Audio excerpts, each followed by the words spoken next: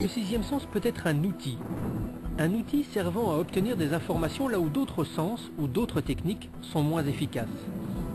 Les Américains ont compris il y a bien longtemps que cette vision à distance peut être d'une réelle utilité. Ils appellent ça le remote viewing. Et dans une petite île près de Seattle, aux États-Unis, un homme utilise ce sixième sens dans un domaine surprenant. Stephen Schwartz, un des pionniers du remote viewing, a été le premier à utiliser les capacités extrasensorielles des sensitifs dans la recherche archéologique. Pour la première fois, nous sommes capables d'en parler en des termes scientifiques et nous pouvons examiner séparément les éléments qui les composent afin de chercher à mieux les comprendre. C'est ça qui rend cette recherche si palpitante.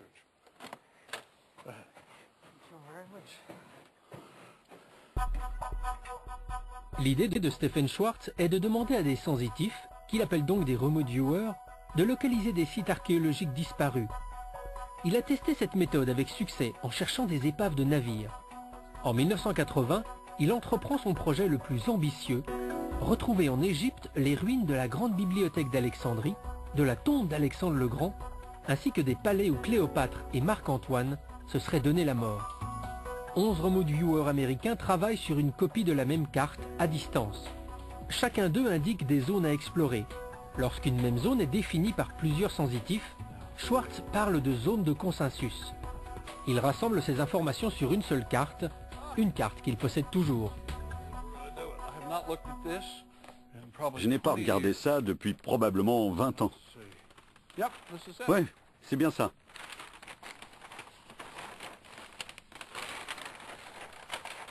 Vous voyez? C'est de ça dont nous parlions. Vous voyez ces marques-là? Ici, il y en a une ici, une autre là. Chaque cercle représente une personne différente. Ces personnes se trouvent partout dans le monde. Et elles ont une carte comme celle-ci, mais vierge. On leur pose une question. Trouvez le palais de Cléopâtre, trouvez le palais de Marc-Antoine. Regardez sur la carte. Là, c'est Marc-Antoine. Là, c'est Cléopâtre. Et regardez les marques. 1, 2, 3, 4, 5. 5 personnes ont choisi cet endroit. 1, 2, 3, 4 personnes ont choisi cet endroit. Ici, vous avez le phare d'Alexandrie, une des 7 merveilles du monde. 1, 2, 3, 4, 5, 6 personnes ont choisi cet endroit. Ces cercles jaunes représentent des zones de consensus. Et puis ici, on voit les différents voyants à distance. Vous voulez dire que chaque personne a une carte vierge? Oui, chaque personne a une carte vierge. Celle-ci est la carte maîtresse. Je récupère les cartes de chaque personne et je les mets sur une table lumineuse. J'indique une référence sur chacune. Elles sont toutes les unes sur les autres et la carte maîtresse est au-dessus. Je reprends les marques de chaque carte afin de créer la carte maîtresse et les zones de consensus qui nous disent où nous devons chercher. Nous n'avons pas fait de fouilles pour trouver le palais de Marc-Antoine, dans le sens où nous n'avons pas ratissé une zone, toute cette zone du port. Nous sommes allés directement à cet endroit. Ce palais n'avait jamais été découvert? Non, non. Nous l'avons trouvé au bout de peut-être 20 minutes.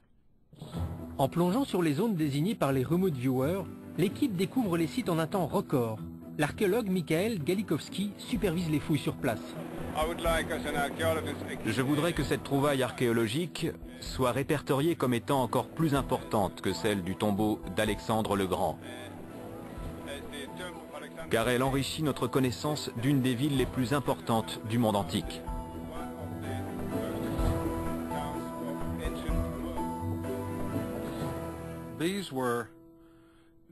George et Ella, ainsi que d'autres, avaient décrit ces énormes blocs de granit aussi haut que le plafond. Ces blocs avaient de drôles de trous et personne ne savait à quoi ils pouvaient servir. C'est un exemple qui montre que le travail des voyants à distance est de fournir les données, mais pas de les analyser. Ils ne savaient pas de quoi il pouvait s'agir. Voilà des trous. Et puis, cet archéologue polonais très pointu, Michael Gawlikowski, a trouvé, en regardant les photos, que les trous que personne n'avait vus jusqu'alors servaient à insérer les statues.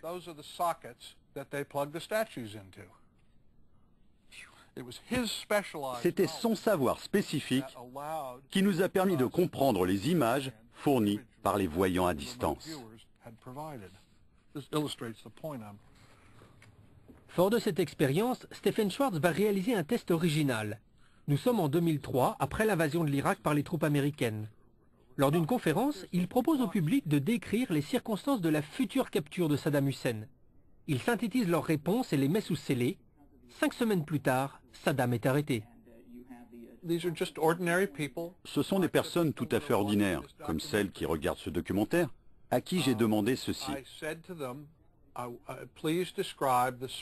Décrivez les conditions, les circonstances et l'endroit au moment où les troupes de la coalition ou les troupes américaines trouveront Saddam Hussein. Il y avait 2 choses que je cherchais, un consensus et des observations. Voici les prédictions et les preuves. Les voyants à distance ont dit de façon consensuelle que Saddam Hussein serait trouvé derrière une maison ordinaire, dans les abords d'un petit village, à côté de la ville de Tikrit. La maison fera partie d'un petit complexe, bordé d'un côté par une route de terre et de l'autre par une rivière proche. Voici une photo satellite. Et voici la rivière décrite par les voyants à distance. Et voici la route, et puis le petit complexe à l'intérieur de ce cercle rouge, exactement comme ils l'ont décrit. Voici le dessin d'un des voyants à distance. Voici la route qui longe le complexe. Ils l'ont dessiné. Voyez la route. Et voici cette drôle de maison qui fait partie du complexe. Ce qui m'interpelle, c'est cette partie comme un 2e étage juste au-dessus de la porte que l'on retrouve sur le dessin. Regardez ici la porte. Maintenant, je peux aussi parler de leurs erreurs. Ils voient beaucoup de fenêtres, et en effet, il y en a, mais pas autant. Ce n'est pas comme une photo. Par contre, c'est intéressant de retrouver ces 2 arbres qu'ils ont décrits. En voici un et l'autre ici. Ils ont dit qu'Hussein ressemblera à une personne sans abri. Je n'aurais jamais été d'accord avec ça, mais ils le disaient de manière consensuelle. Il serait habillé avec des vêtements sombres et sales, qu'il aurait l'air négligé, avec une barbe poivre et sel et les cheveux en désordre. Voici sa barbe poivre et sel. Il ressemble à un poivreau qu'on trouverait dans un parc. Et voici ses cheveux décoiffés.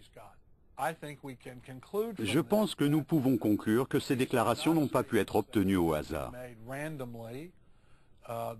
Elles sont le résultat du consensus obtenu de 47 personnes. Ces personnes n'avaient pas toutes raison. Elles n'ont pas toutes dit les mêmes choses. Mais, comme dans une enquête journalistique, après un attentat terroriste ou un accident de la route, ou lors d'une enquête de police qui cherche à résoudre un crime, nous avons utilisé les mêmes techniques. À savoir, les individus ont été questionnés séparément et leurs témoignages ont été recueillis indépendamment. Ainsi, nous avons pu élaborer le scénario de la capture de Saddam qui allait se produire 5 semaines plus tard. Ceci démontre que des personnes ordinaires, sans formation particulière, sont capables de faire ce genre de choses.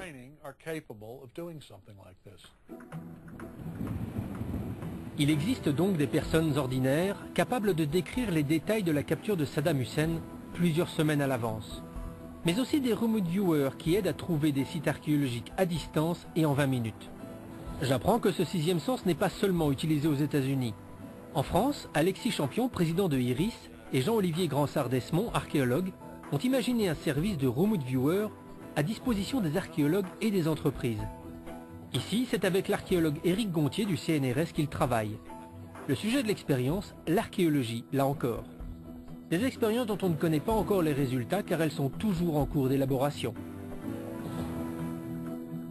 C'est ça qui est un peu surprenant, c'est de se retrouver ici dans ce cadre institutionnel, au cœur de la recherche, et d'envisager un protocole de travail qui fait appel à une technique nouvelle et assez mystérieuse encore. Enfin, mystérieuse, ça fait quand même depuis les années 70 que le remote viewing est connu. Disons plutôt que depuis 30 ans ou 39 ans effectivement qu'il y a eu cette recherche. Maintenant on en vient à quelque chose qui est plus facile à utiliser. Ça fait un siècle qu'il y a des travaux en archéologie intuitive, on sait que ça fonctionne. Après on ne sait pas exactement effectivement dans quelles conditions, et c'est un peu l'objectif d'ailleurs pour nous, d'arriver à savoir quelles sont les conditions à remplir pour que ça puisse fonctionner et qu'on puisse après transmettre à des équipes d'archéologues cet outil, comme on transmet les outils de datation carbone 14 ou de thermoluminescence ou d'autres choses. C'est un outil, hein, c'est pas quelque chose qui remplace les autres types de recherche, que ce soit l'analyse stylistique, l'analyse même de l'archéologue en lui-même. Hein. Non, c'est la convergence des éléments qui vont aller dans le même sens qui vont faire qu'on va obtenir quelque chose, évidemment. Il y a beaucoup d'archéologues connus qui utilisent cette technique de... Alors, il y a eu des archéologues effectivement connus comme Norman Emerson, qui est quand même à l'origine de l'archéologie au Canada, hein, c'est vrai qu'il faut le savoir, qui a travaillé beaucoup avec Macmillan. Il y a Clarence Wyant qui a travaillé sur l'Amérique du Sud. Il y a Stanisław Poniatowski qui a travaillé en Pologne. Donc, ça, ce sont les trois plus éminents, on va dire, sur l'histoire de l'archéologie intuitive, mais il y a d'autres chercheurs, comme Stephen Schwartz, qui n'est pas archéologue, mais qui a fait un travail très intéressant en s'entourant d'archéologues, que ce soit à Alexandrie ou même aux États-Unis. Et sinon, de façon générale, des archéologues qui utilisent surtout la radiesthésie pour la localisation, mais qui ne le disent pas dans leur rapport. En France, j'ai déjà eu plusieurs cas de ce type-là. En continuant